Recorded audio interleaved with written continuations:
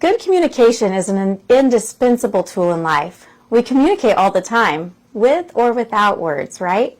Hi there, Tara here with your Wildcat Extension District, and today I'm joined by my colleague, Cherry Nelson. Last week we talked about iMessages as a way to express our feelings, needs, and concerns in other people. Today we will practice another, more specific communication tool that also uses iMessages and that is particularly useful in challenging or difficult situations. It is called the Aikido style of communication. In some situations, it's important that we communicate clearly our opinions, how we feel, or what we need, and that we do so without alienating others.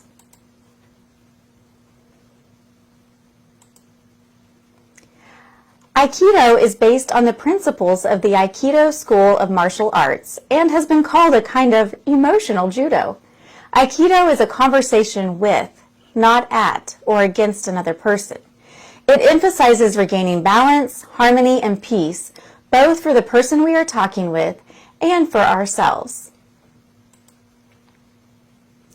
Aikido is particularly useful for calming strong emotions and finding common ground with another person.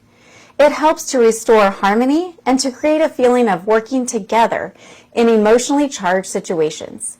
It emphasizes the importance of learning what a distressed person needs so we can align or move with the person rather than give in or fight to win.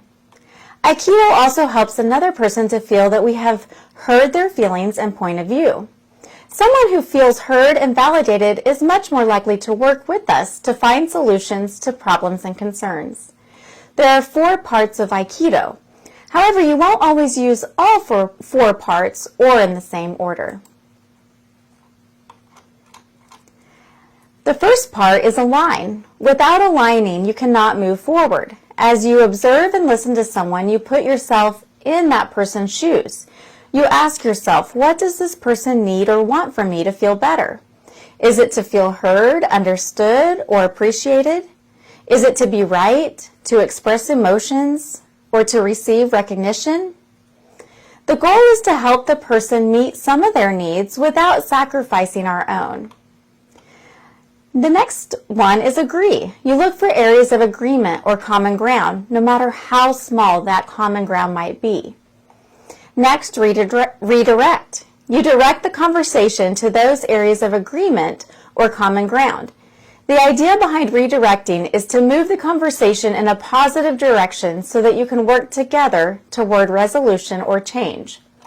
And finally, resolve. You seek to resolve differences by finding a middle ground you can live with, finding a common concern you can work on, or deciding to agree to disagree. When you find common ground, harmony is more likely to follow. These don't always go in this order, however. We'll provide you with some examples next.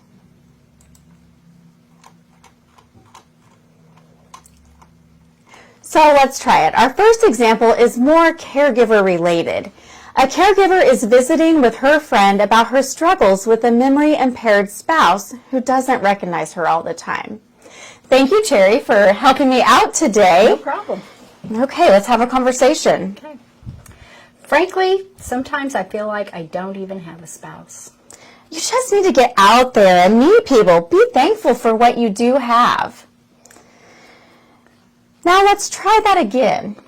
Frankly, sometimes I feel like I don't have a spouse. That's understandable, Cherry. Many people who feel this way find a support group is helpful. So that's redirecting it. Feels a little different, right? Here's another one. I would feel awkward going to a support group by myself. You'll get used to it. Just give it a try. Oh, let's try this again. I would feel awkward going to a support group by myself. I'd like to go to a support group too. Would you like to go together?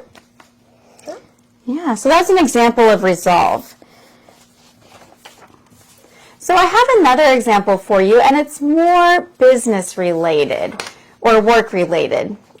The first example, it states it helps to be curious. When you feel personally wronged, it's hard not to have that knee-jerk reaction. We've probably all been there.